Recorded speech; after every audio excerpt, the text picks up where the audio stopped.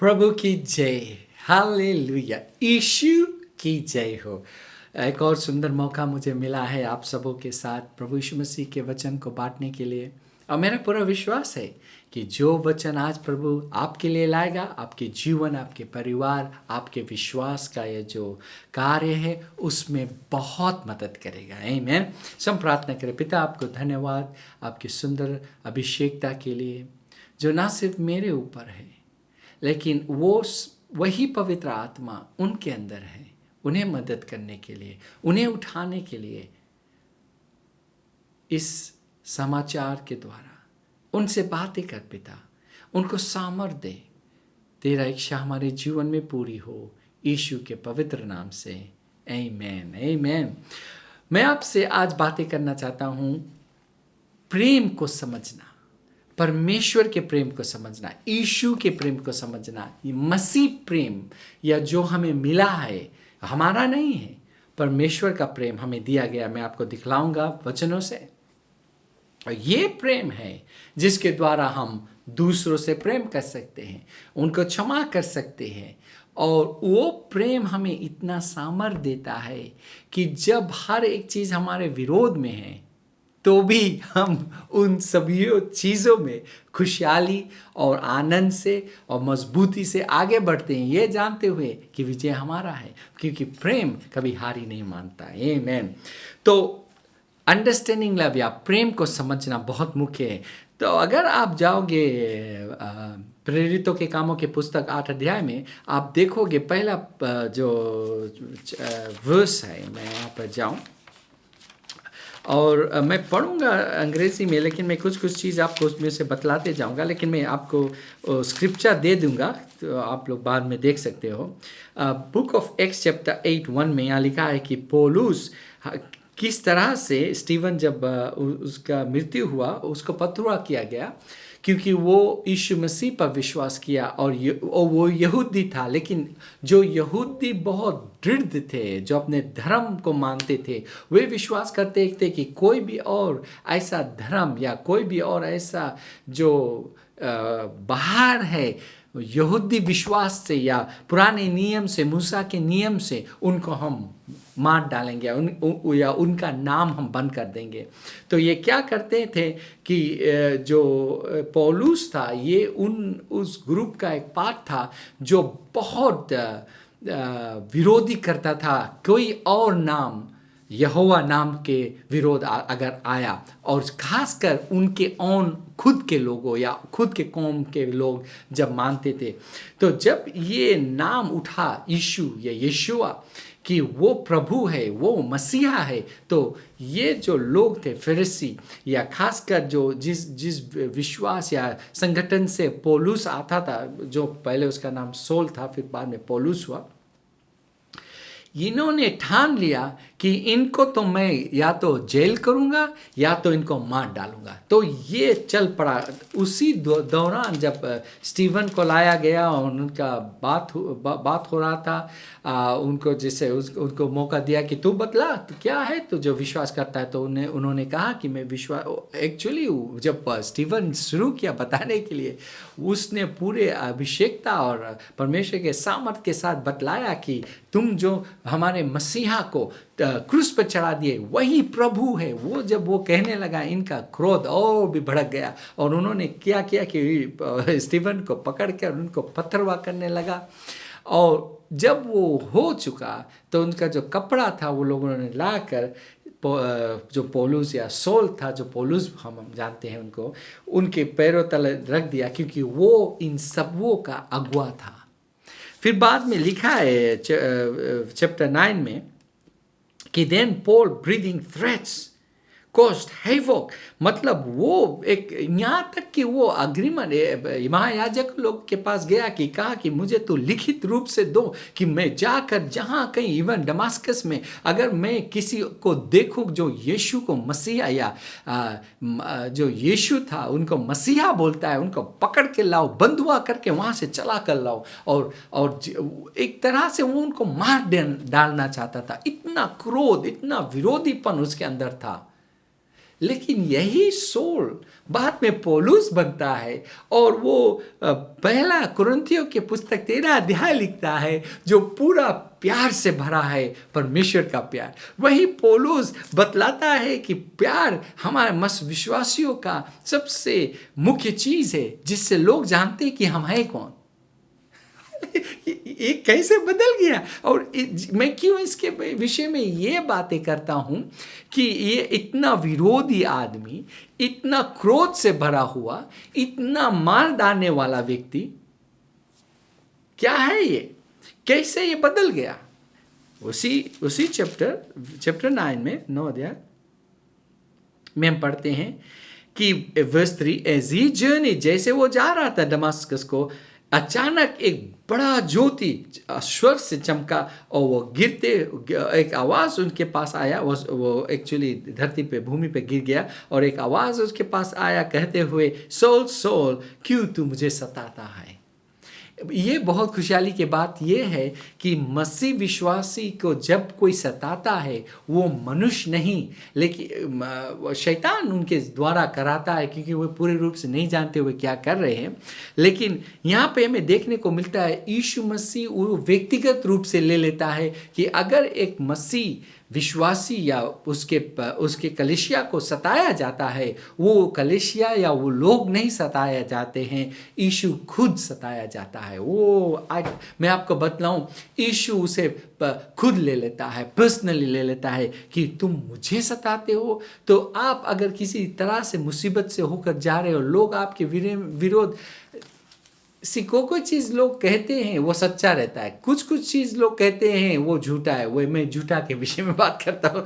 अगर आपके लोग विषय में बोलते हैं, खासकर मसीह विश्वासी, अविश्वासी तो बोलते रहेंगे, लेकिन अगर वो कहते हैं आपके विरोध में चीज़, आपके परिवार जो यीशु को नहीं जानते हैं, अगर आपके विरोध में झूठ के बात कहते हैं, तो आप मत घबराइए, क्योंकि यीशु को भी लोगों ने कहा, और ये कहने से वो आपको नहीं, वो यीशु को कहते हैं। क्योंकि यीशु मसीह ने कहा कि जो कोई, क्यों तू मुझे सताता। यीशु को खासकर वो नहीं सता सकता था, वो तो स्वर्ग पे बैठा था, लेकिन उनके लोगों को सताना यीशु को सताना है। तो फिर वो अंधा हो जाता है और वो कहता है, कौन हो तुम प्रभु। यीशु कहता है कि मैं यीशु हूँ जिसे तू सता रहा है, क्या तुम ये कर सकते हो। तो वो उठ के गया, और हम पढ़ते हैं बाद में वर्स 17, और यहाँ लिखा है, and Ananias went and entered the house. Ananias जो भविष्यवक्ता था वो गया, और उनको भी परमेश्वर बताना पड़ा, क्योंकि वो नहीं जाना चाहता था पौलुस सोल के पास, क्योंकि उन्होंने सुना था ये तो बड़ा गड़बड़ आदमी है, ये तो सबको पकड़ कर जेल में भरता है और लोगों को मुसीबत करता है। तो यहाँ पर परमेश्वर के वचन के द्वारा आया, उसके पास भी वचन कि तू जाओ, क्योंकि मैंने उसे बुलाया। यीशु मसीह उनसे कहता है, तो ये आकर उनके ऊपर हाथ रखता है। वो अपने दर्शन को फिर पाता है, क्योंकि वो अंधा हो चुका था, और उन्होंने यीशु को अपनाया, पवित्र आत्मा से भरा, और उस तुरंत वो जाकर बपतिस्मा लिया, और कुछ दिन वो वहाँ के जो विश्वासी या चेले थे उनके साथ समय बिताया, और उसके बाद तुरंत वो जाकर यीशु मसीह के बारे में बताने लगा कि यही मसीहा है। और वो जो उसके विरोध में था, अब वो उसके बारे में बताता है कि ये सच्चाई है। हालेलुया। कैसे हुआ ये? परमेश्वर यीशु मसीह ने उनका जीवन बदल दिया। लेकिन क्या हुआ उनके जीवन बदलने में? उन्होंने पवित्र आत्मा पाया। जब पवित्र आत्मा पाया, कुछ तो और पाया। ये हमें मिलेगा, पौलुस खुद लिखता है रोमन्स चैप्टर 5:5 में, मैं पढ़ना चाहता हूँ। रोमन्स 5:5 कि अब आशा हमें धोखा नहीं देता, क्योंकि परमेश्वर का प्रेम हमारे अंदर डाला गया जब हमने पवित्र आत्मा को पाया। You see that? पवित्र आत्मा जब आया, वो परमेश्वर का प्रेम लाया। उन्होंने हमें अपने प्रेम से उंडेल दिया। Praise God. This is so beautiful. We are filled with the love of God. हम परमेश्वर के प्रेम से भर गए, अंदर हमारा आत्मा भर गया, क्योंकि वहीं पे तो परमेश्वर का प्रेम बसता है, या परमेश्वर खुद बसता है। तो जब वो हम मसीह विश्वासी होते हैं और जब उनके पवित्र आत्मा को हम अंदर बुलाते हैं कि तू आकर वास कर और हमारा आत्मा नया हो जाता है, तो परमेश्वर का प्रेम, वही प्रेम जिससे परमेश्वर सब दुनिया से प्रेम करता है, यीशु का खुद का प्रेम हमारे अंदर डाला जाता है। वही प्रेम से हम एक दूसरे से प्रेम कर सकते हैं। वही प्रेम से पौलुस जाकर अब प्रचार करने लगा और उसी प्रेम के सामर्थ को उसने महसूस किया, और वही इस प्रेम के सामर्थ के विषय में वो लिखता है पहला कुरिन्थियों की पुस्तक 13 अध्याय में कि कैसे वो क्षमा करता है, सब कुछ सह लेता है, सब कुछ पर आशा रखता है, हारता नहीं, हारी नहीं मानता। ऐसा वो प्रेम कैसे वो जान पाया उस प्रेम के विषय में? क्योंकि वो प्रेम उसके अंदर डाला गया जब उसने यीशु को अपनाया। बहुत से लोग सोचते हैं कि हम एक दूसरे से प्रेम कर सकते हैं जैसे हम चाहें। हाँ, तुम प्रेम कर सकते हो जैसे तुम चाहते हो, लेकिन वो जो प्रेम के विषय में तुम बातें करते हो वो स्वाभाविक प्रेम है, वो दिमाग से आने वाला प्रेम है। वो प्रेम उस परमेश्वरीय प्रेम में नहीं स्थिर है जो आपके अंदर डाला गया। क्योंकि याद रखना, जो प्रेम हम देखते हैं संसार में वो परमेश्वर का प्रेम नहीं है, वो इंसान का प्रेम है जो वो दिखलाता है, और उसमें एक तरह का जिसे हम कुछ पाना चाहते हैं कुछ देखकर, उसके अंग्रेजी में कहते हैं सेल्फिश प्रेम ना। वो सिर्फ खुद के बारे में सोचता है। लेकिन जो प्रेम यीशु के विषय में है वो दूसरों के लिए, जो प्रेम परमेश्वर का है वो दूसरों के लिए अपना प्राण त्यागने के लिए तैयार है, जो अपना मनमानी नहीं चाहता है, जो क्रोधित नहीं होता है, जो लोगों के ऊपर दोष नहीं लगाता है। ऐसा प्रेम, इट्स नॉट ईजी, वो सहज नहीं है उस प्रेम को पाकर उस पर चलना। लेकिन जब हम मसीह विश्वासी के अंदर वो प्रेम आ जाता है, तो आपका सवाल ये है कि क्यों ना हम देख सकते हैं कि क्यों ये मसीह विश्वासी जिसके पास गॉड का प्रेम है या परमेश्वर का प्रेम है, यीशु का प्रेम है, तो क्यों हम देख नहीं सकते हैं? क्योंकि आपका मन नया नहीं हुआ है। आप हर एक चीज़ जो प्रेम के विषय में जानते हो, सीखा है, देखा है, अपने परिवार में देखा है, अपने माँ बाप में बढ़ते हुए देखा है, लोगों में देखा है, वो आपको वो दुनिया का प्रेम का स्वभाव आपके दिमाग में है। सबसे मुख्य चीज़ एक मसीह विश्वासी का है जिससे वो पहचाना जाना चाहिए, वो है उनका प्रेम का जो कदम है या जीवन या लव वॉक। बट वो हमें नहीं दिखता है क्योंकि उनका मन नया नहीं हुआ है कि क्या है ये परमेश्वर प्रेम, कैसे वो परमेश्वर का प्रेम बोलता है, कैसे वो परमेश्वर का प्रेम चलता है, कैसे वो परमेश्वर का प्रेम आपके अंदर सोचता है।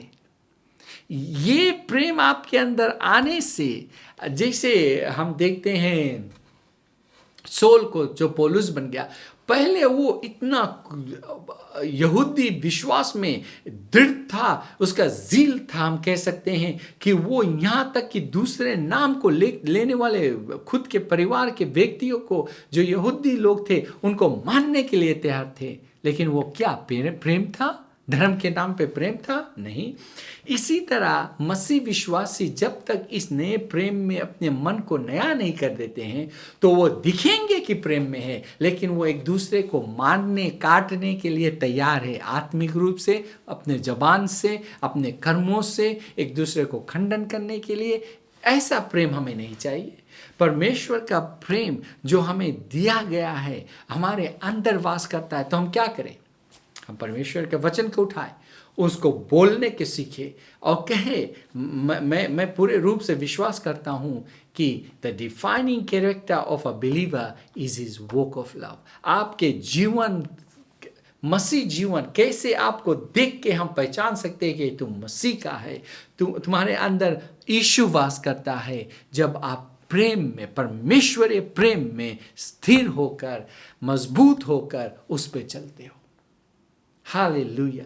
ये मसीह जीवन प्रेम का जीवन है ना। पहले दुनिया को नहीं दिखाना है, अपने खुद के लोगों के बीच में, मसीह परिवार के बीच में, दूसरे चर्च जो विश्वास करते हैं उनके साथ मिलकर। ये नहीं कि खुद अपने विषय में, एक दूसरे के साथ रहना। पर यीशु मसीह एक्चुअली कहता है कि जो प्रेम मैंने तुम्हें दिया है कि तुम्हारे साथ एक भाईचारा बना रहे, ब्रदरली लव। एक वर्ड है बाइबल में, एक कलीसिया था, उसका नाम फिलाडेल्फिया था, ब्रदरली लव। और वो एक ही कलीसिया था जिसके विरोध में यीशु ने कुछ नहीं कहा कि तुम्हारे अंदर, तुम्हारे विरोध में मैं कुछ कह सकता हूँ, क्योंकि तुम्हारे अंदर तुम्हारे एक दूसरे के प्रति इतना प्रेम है कि क्या मैं कहूँ। आप देख सकते हो प्रेम का सामर्थ्य जब एक मसीह विश्वासी, जब एक कलीसिया, एक संगठन में प्रेम में चलते हैं। Hallelujah. This is just revolutionary. If the church, अगर पूरा कलीसिया ये जान जाए कि ये जो प्रेम हमारे अंदर डाला गया है, इस प्रेम के सामर्थ्य से मैं चलूं, इस प्रेम के सामर्थ्य से मैं प्रार्थना करूं। बहुत से लोग अन्य अन्य प्रकार के वरदान चाहते हैं परमेश्वर से, कि मैं किसी के ऊपर हाथ रखूं, वह चंगाई पाए, या मैं कुछ ज्ञान की बात बोल सकूं, या बुद्धि के वचन के बता सकूं, या अन्य भाषा में प्रार्थना कर सकूं। तो तरह तरह का गिफ्ट ऑफ द स्पिरिट है। लेकिन उन सभियों में से पौल कहता है ये सब ठीक है, लेकिन सबसे मुख्य वरदान प्रेम है। Yet I show you an excellent way to walk in the gifts. मैं तुम्हें वरदानों में चलने का एक सबसे सुनहरा और मुख्य रास्ता दिखाता हूँ, वो है प्रेम। हालेलुया। परमेश्वरीय प्रेम, खाली प्रेम नहीं, परमेश्वरीय प्रेम। The love of God, the love of God is far more greater, and I have the love, you have the love। आपके पास वो प्रेम है, मेरे पास वो प्रेम है। वो प्रेम को हमें अपने मन में दिखाना है, बोलना है। तो कैसे हम करें? अपने आप से बोले कि परमेश्वर का प्रेम मुझ में है, इसीलिए मैं क्षमा कर सकता हूँ। परमेश्वर का प्रेम मुझ पे है, मैं हर एक चीज़ सह सकता हूँ। मैं गुस्साता नहीं हूँ। मसीह विश्वासी बहुत हाली गुस्सा जाते हैं, क्योंकि बोले हमारे पास शॉर्ट फ्यूज़ है। कोई फ्यूज़ नहीं है, तुम्हारे पास परमेश्वर प्रेम है। तुम सकता फ्यूज़ के बिना प्रेम पे चले। Hallelujah, oh hallelujah. ये प्रेम आपको बहुत ऐसा कर देता है कि आप किसी पे दोष नहीं लगाते हो, या आप किसी के बुराई करना नहीं चाहते हो, या करते ही नहीं हो। क्यों? क्योंकि मसीह का प्रेम है। आप वो प्रेम से ऐसे चलते हो, आपका विश्वास सामर्थ्य है। क्यों? क्योंकि आप समझ का सहारा नहीं लेते हो। आप मन में ये नहीं सोचते हो ओ उसने मेरे साथ क्या किया था। प्रेम जो मसीह का है वो ये नहीं देखता है कि लोगों ने मेरे साथ क्या किया था, वो ये कहता है कि मैं उनके साथ क्या करूं और मैं उन्हें क्षमा करता हूं। जिस तरह से लोगों ने उस स्त्री को जो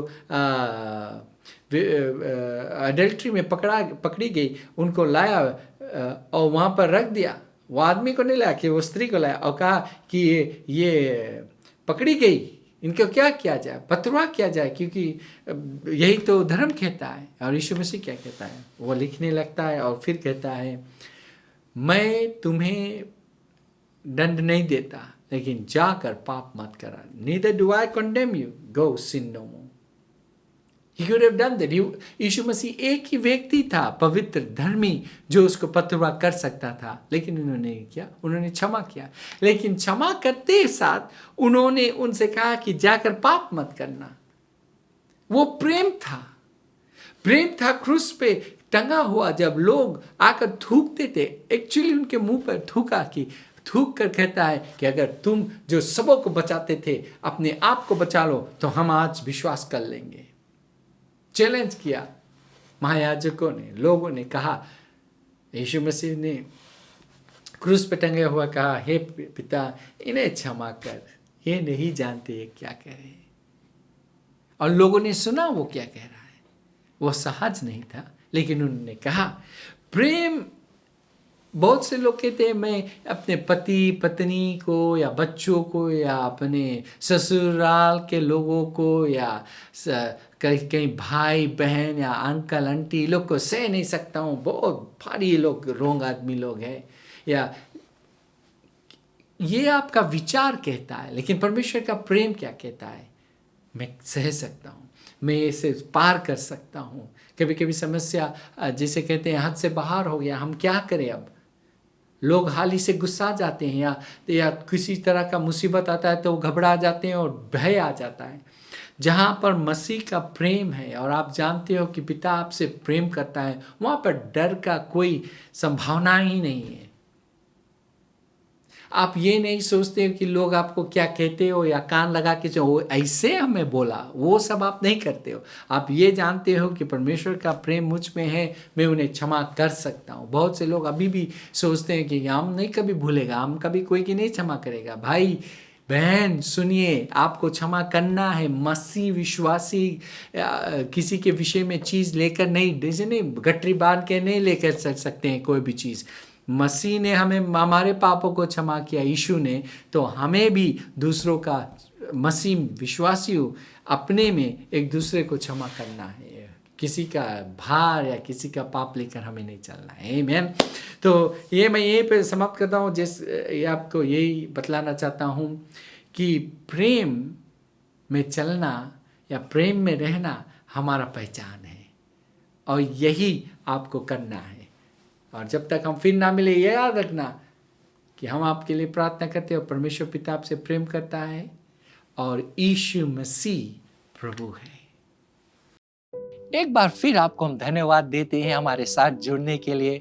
लेकिन सबसे अच्छा उपहार और आशीष जो परमेश्वर देता है वो है अनंत जीवन। वो अनंत जीवन और पाप क्षमा यीशु पर विश्वास करने से ही आता है। तो अगर आप यीशु पर विश्वास करना चाहते हो, पूरे हृदय और दिल से उसको अपना आत्मा देना चाहते हो और आज से उसके पीछे होना चाहते हो, बपतिस्मा लेना चाहते हो, कलीसिया को ज्वाइन करना चाहते हो या उसमें शामिल होना चाहते हो, वो शुरू होता है आज और अभी जब आप इस प्रार्थना को हमारे साथ करोगे। तो हमारे साथ प्रार्थना कीजिए, मन से विश्वास कीजिए और कहिए, दयावान पिता, मैं विश्वास करता हूं तेरे पुत्र यीशु पर।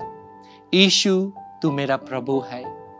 तू मुझे आज मेरे पापों से मुझे क्षमा दिला, मेरे दिल में आ, अपने आत्मा से भर। मैं विश्वास करता हूं कि तू स्वर्ग से आया, मेरे पाप के लिए मरा और तीसरे दिन जी उठा, फिर से आने वाला है।